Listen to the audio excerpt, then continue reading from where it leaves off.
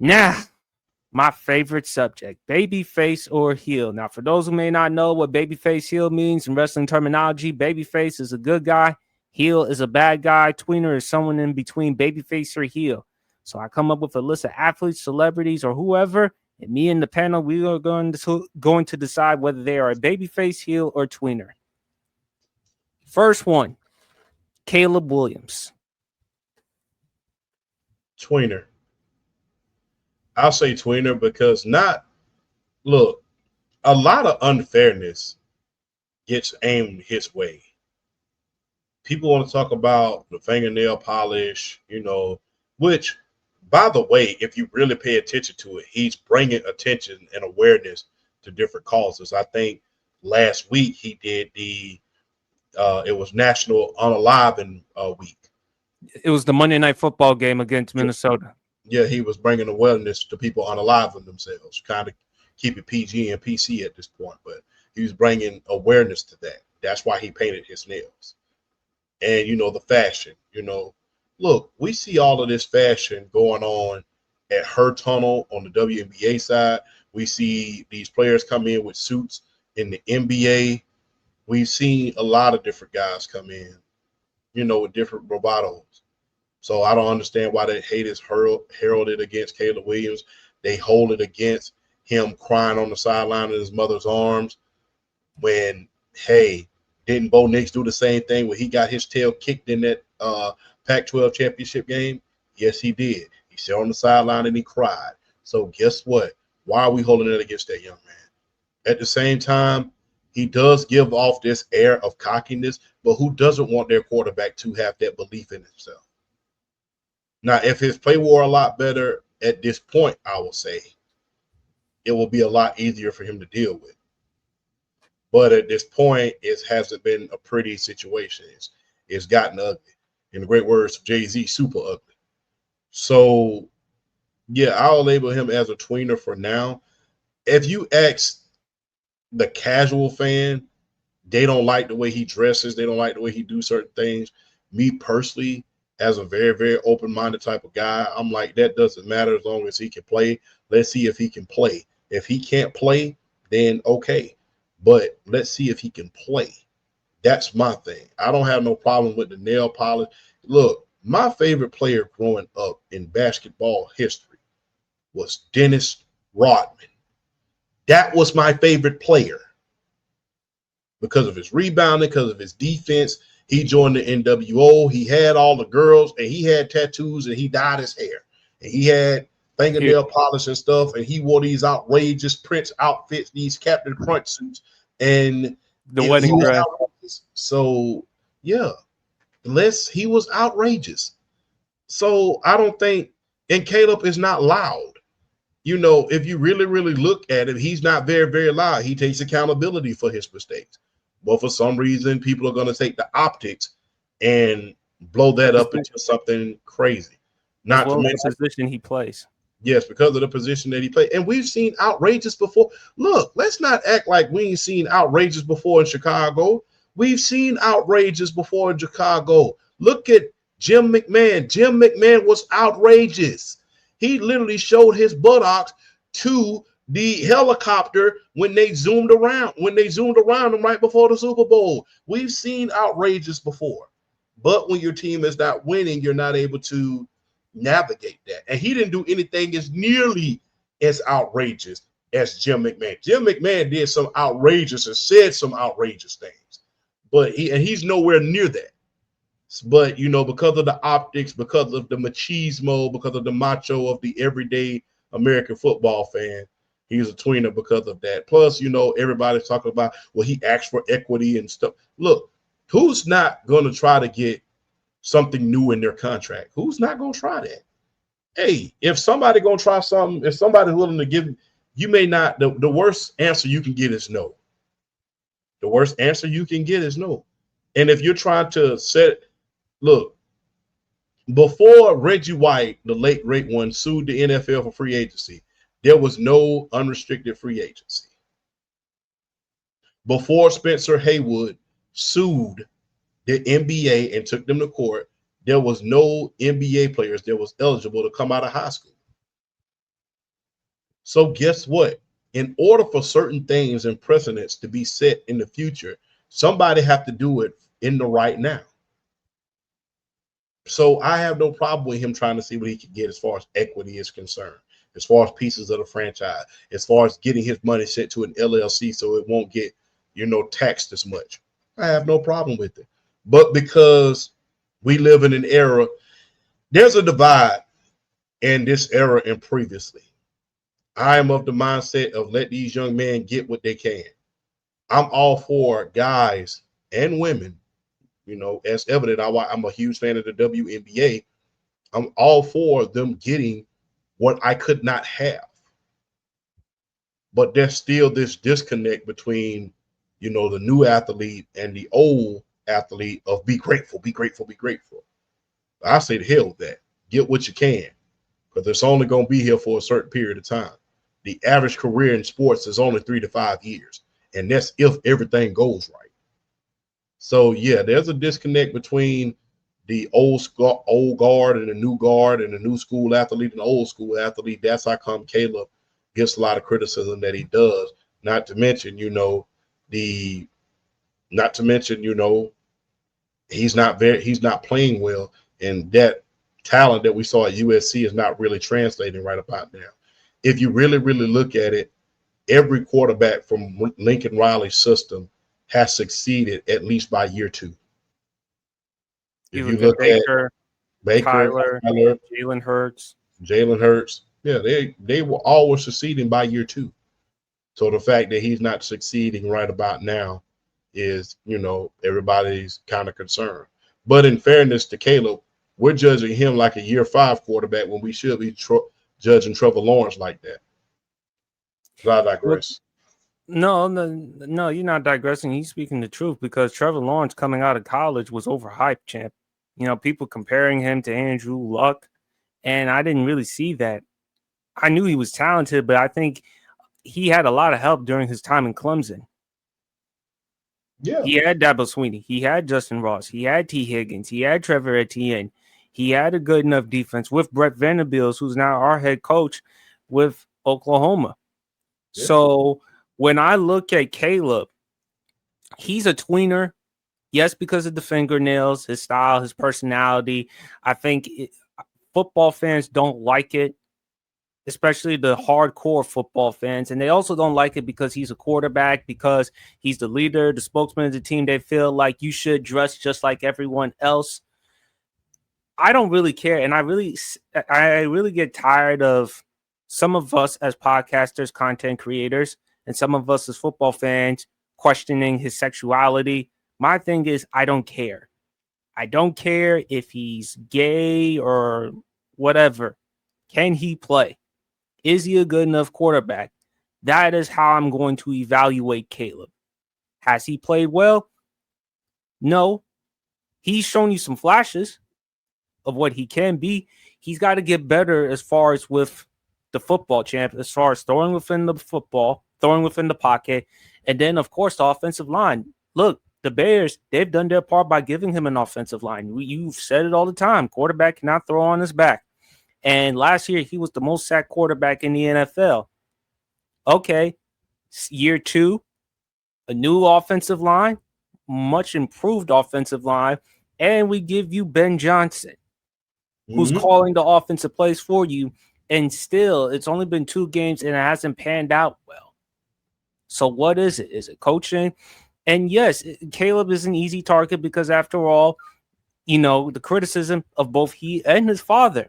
Remember, champ, before the 2024 NFL draft, a possibility, and I think his father mentioned that there was a possibility Caleb could stay another year at USC. I'm like, nah, Caleb, you better get up out of here, because there's no guarantee you're going to win a national championship, because USC, they're going to move to the Big Ten. You talk about the competition being that difficult for you in the Pac-12. Imagine what you're going to be in the Big Ten. And look, people talk about Caleb Williams with the fingernails and him crying onto his mom. Chicago fans, I don't want to hear that, because you had Jay Cutler, who did not show any ounce of passion whatsoever. You said it, champ. He's like the modern version of Jeff George. A guy who Exactly. didn't give a damn. Even Warren Moon called him out on it because remember they was criticizing Cam Newton about his passion. He said, "I'd rather have him than Jay Cutler because it doesn't seem like Jay Cutler. If you really look at his demeanor, it doesn't seem like he gives a damn." He never So, did. yeah, except to cash that check that he pretty much didn't earn. So, look, give this young man grace. Not you, but give the masses, to the fans. Give this young man grace because guess what? He has a new coach and a new system in a franchise that is not particularly known for developing quarterback. Their best quarterback, their best quarterback in the franchise's history is Sid Gilman, and that was back way before when. And then in recent memory, you got to talk about the last quarterback to even make a damn Pro Bowl. There was what's the damn quarterback name? Who? From 06? No, not Rex Grossman. It was the guy who went with Patrick Mahomes, who got drafted along with Patrick Oh, Mahomes. Mitchell Trubisky. Yeah, he was the last quarterback in order to make a damn Pro Bowl, and he won all that. So guess what? Take your time with this young man, and let's give this young man some grace. He's in year 2, new system, new players, in a system, in a franchise that is not known for developing quarterbacks. There has not been not one long-term quarterback in Chicago in recent memory that has been just successful for a long period of time. When you think about Chicago, you think about linebacker, defense, safety, running back. That's what you think about, and a speedster at the receiver position. That's what you think about Historically. historically. So you really don't really think about the quarterback position other than they bring some guy in there in order to get them a few big plays. They let the defense and the running back do the rest. They did that on their way to the Super Bowl. Remember, Thomas Jones was the running back. So, Right. yeah. And when you look at Chicago right now, in defense, team defense, they're 31st in the NFL in team defense. 31st in the NFL. They are, let me see right here. They are 22nd in passing defense. In passing defense in the NFL. They give up the 10th most passing yards per game, 234 yards passing per game. In scoring defense, they're number 1 as far as worst scoring defense. 32nd in the NFL in scoring defense. They give up 39 points, 39 and a half points per game, champ. 39 and a half points per game. And this is Chicago Bears, and they're known for defense. From from Dent, Brian Urlacher, Lance Briggs, William the Refrigerator Perry, you know Cedric Peanut Tillman, Dick Butkus, Doug Atkins, just to name a few. You guys, like I said, give this young man grace. He's in year 2, not in year 9, not in year 5, and not in year 4. If he was in year 4 and we was giving him hell, I understand. Because after year 3, especially when you're in the second year of the system, then you should have been learning everything by about now. You're coming up on that contract, and it's time to decide what to do with it. But he's in year 2. He's not even the year ain't even finished yet. He's a year and 3 games into it. Show some grace to this young man, because like I said, you got quarterbacks out here like Tua and Trevor Lawrence with multi-million-dollar contract, $200 million contracts, being paid like top talent that ain't doing diddly. And the saddest thing is Tua has the talent around him in order to succeed. All right, champ. Next one. Jaylen Carter. Heel. And I hate to say that because he's a bulldog, but heel, at least for now. Number one, for you to go out there and spew liquid on somebody, that's one thing. But you already had issues coming into the season, coming into the NFL as it was. Now, rumors has it that his coach is saying he's not even in the best shape in the world. So you're playing yourself. Great words of Ice-T, don't play yourself. You gonna come up. I don't understand this about a lot of players. You're gonna come up on that next contract very, very soon. It's gonna be sooner than you think. And when you come up on that next contract, you got to think about everything that they're going to be holding against you in order to not pay you. You don't want the fact that you haven't been a model citizen to be held against you. You don't want that. So you had a guy in the form of Shamar Stewart coming out of Texas who never had a character issue a day in his life. And they tried to do in Cincinnati, tried to put that character clause in there. You want your money, and you don't want it to be held up because of the possibility of you making a silly mistake. You are what you constantly do. You're constantly getting in trouble. You're constantly constant. It's constant. You're talented. You're talented. One of the best defensive tackles in the league, right behind, I'll say, Dexter Lawrence. There's him. There's Dexter Lawrence. There's Jeffrey Simmons. And Jared Verse. But if he's not careful, champ, he's going to become more an Ndamukong Suh than Aaron Donald. Exactly. But like I said, heal, because you got to learn. You got to learn when to stop doing certain stuff. You got to learn when to stop.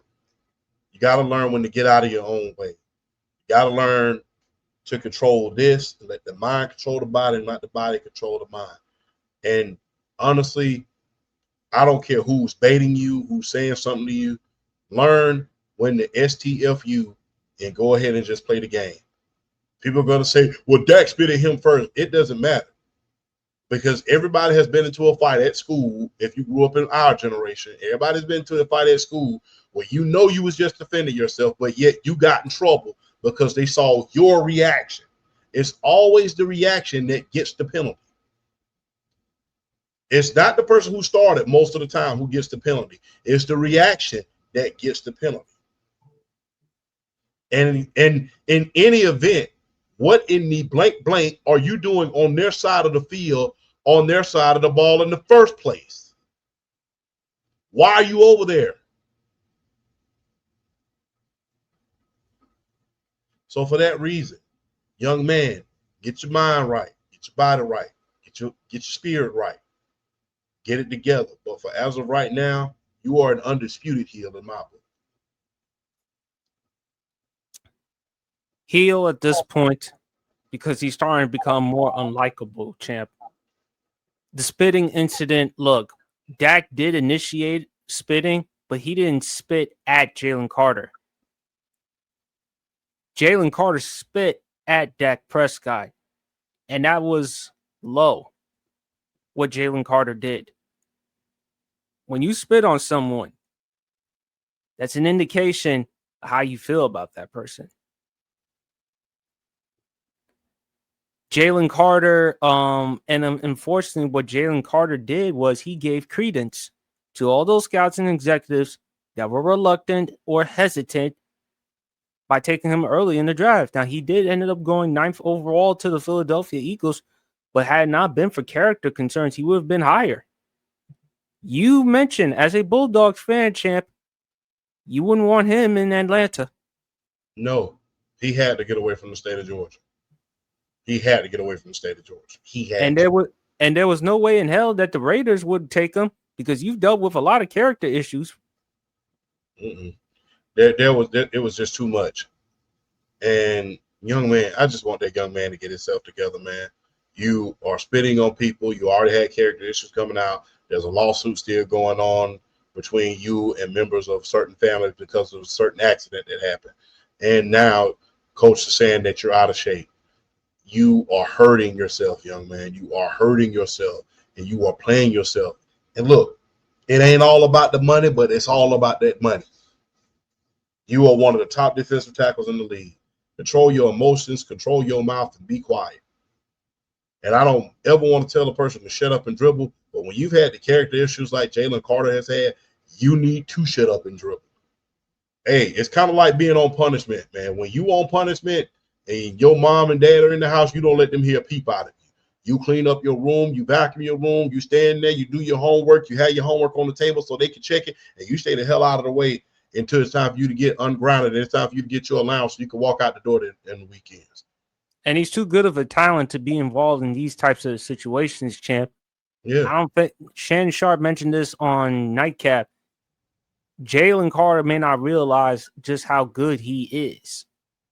And it's a shame that Jaylen keeps putting himself in these types of situations. And I don't know what will. You would think that Philadelphia, of all places, would be an ideal landing spot for him because of the leadership with Brandon Graham, Lane Johnson, Jason Kelsey. He'll reunite with his former teammate, Jordan Davis, Jalen Hurts, Howie Roseman. You would think this would be a good landing spot for Jaylen Carter to grow and evolve, not only as a football player, but also as a man. And still, he keeps revisiting the same old problems. He keeps showing people who he was before, the character concerns. Now you're giving the team who drafted you, you're giving them enough leverage not to give you a long-term contract. Exactly. And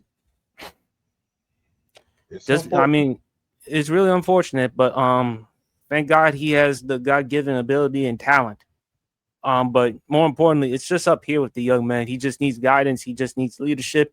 He just needs to get it together. Otherwise, it's going to be gone a lot sooner than later. Yes, indeed.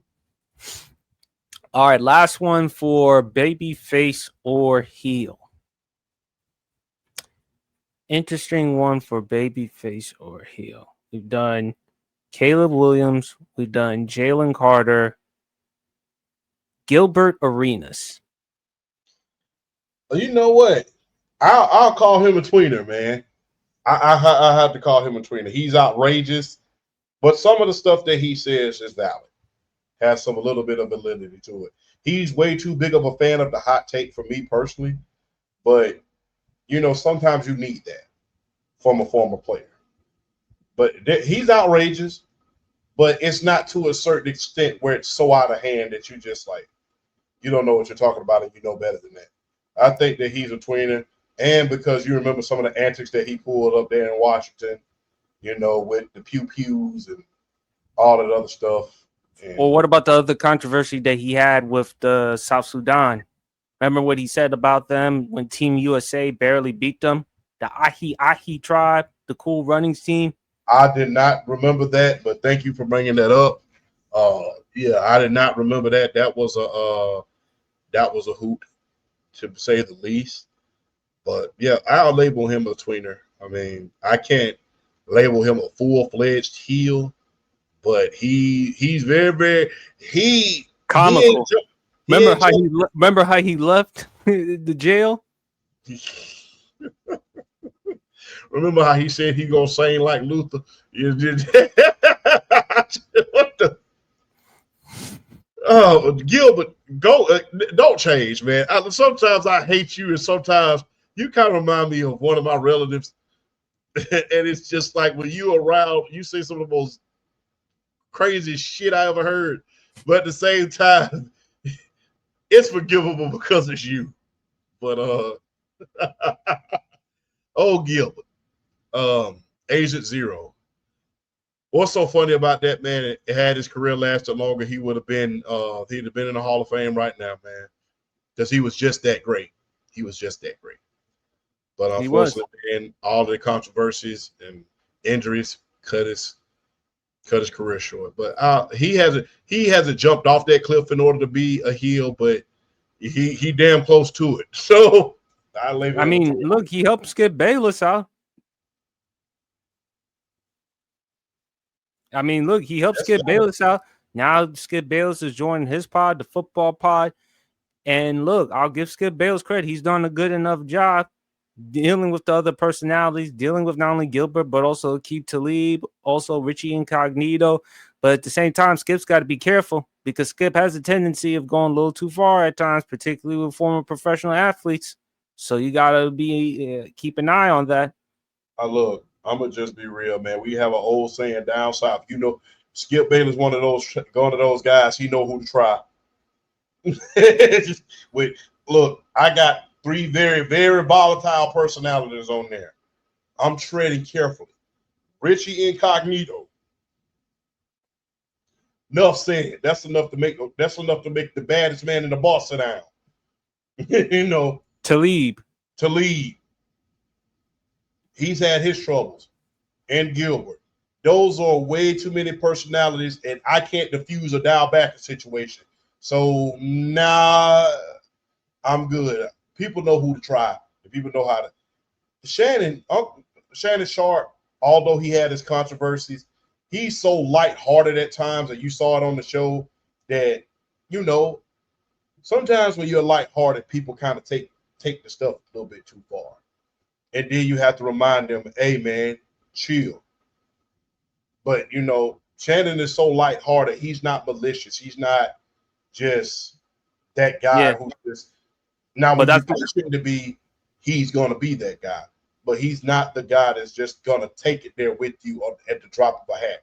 If you do so much, pat your hair sideways, he's going to knock your teeth out. If you push him to, he will. But, he's not as volatile as Richie Incognito, Aqib Talib, and Gilbert Arenas. So I think that's the reason. When you're very, very lighthearted, you don't take everything too serious. You always got a joke. And I can attest to this because I'm that way. People have a tendency to overstep their boundaries just a little bit. And then, then when the teddy bear leaves, you got to bring out the grizzly and show somebody some things. But that's how Shannon is. These cats that he's with right now, these are full-fledged wolves. So I don't think he's very careful. You got to be real. You got to tread carefully when it comes to them guys. So I think he knows what he's doing when he joined them. He's got to be very careful because, again, personalities. And look, Skip Bayless did a lot of things back then. We all know about the Troy Aikman incident, to which Deion Sanders had to check him. Yes. Remember what he did with Shannon Sharp. Yes. Remember the situation with Richard Sherman. Yes. And all of those guys had one thing in common. They were very, very lighthearted, very, very playful, very, very, unserious. Like I said, me being an unserious guy myself who try not to overshow your hand at a certain point. People have a tendency to overstep a little bit.